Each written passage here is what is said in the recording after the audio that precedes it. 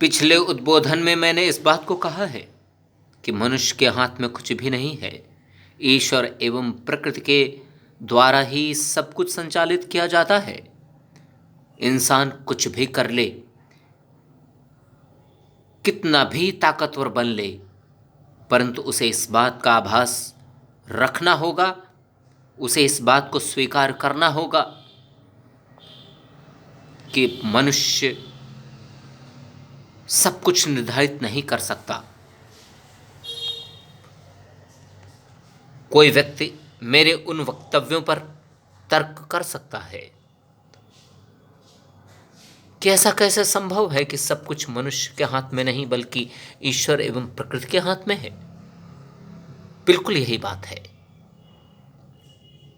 यदि कोई यह सवाल करता है तो मैं उससे यह सवाल करना चाहता हूं, यदि मनुष्य के ही हाथ में सब कुछ है तो प्राकृतिक आपदाओं में वह बेबस क्यों महसूस करता है? खुद को असहाय क्यों महसूस करता है? खुद को कमजोर क्यों मान लेता है? असहाय बनकर वह केवल तमाशबीन बनकर क्यों रह जाता है? अनावृष्टि हो या फिर भूकंप हो या फिर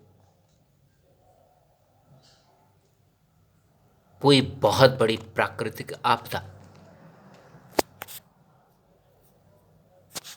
यदि मनुष्य ही सब कुछ निर्धारित करने की हिम्मत रखता है तो वह सब कुछ क्यों नहीं रोक लेता?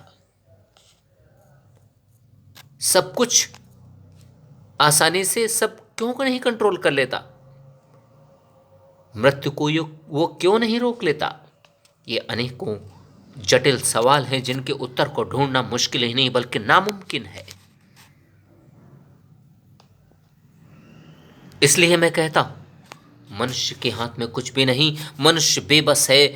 वह जब तक सफलताएं मिलती रहती हैं तब तक मनुष्य अपनी प्रसन्नता में, अपने उत्सुकता में, अपने उत्साह में खुद को मजबूत मजबूत महसूस करता है। परंतु जब उसके सामने अनेकों असफलताएं आने लगती हैं तब उसे इस बात का आभास होता है कि यह क्या, मैंने सब प्रयास किया, पूरी क्षमता से मैंने कोशिश किया पर सफलता क्यों नहीं मिली?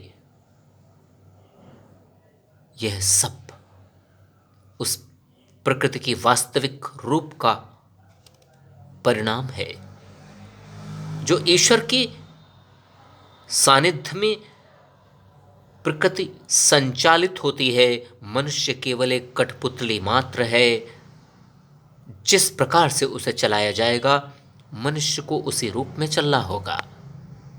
इसलिए ही तो मैं कहता हूं, मनुष्य को इसे स्वीकार कर लेना चाहिए, उसे एहसास कर लेना चाहिए कि मनुष्य कुछ भी नहीं है, नश्वर है यह जीवन, कुकुरमुत्ते का भुसभुसाता रेत का महल है, किसी भी समय कभी भी ढह सकता है। और यदि यह इतना ही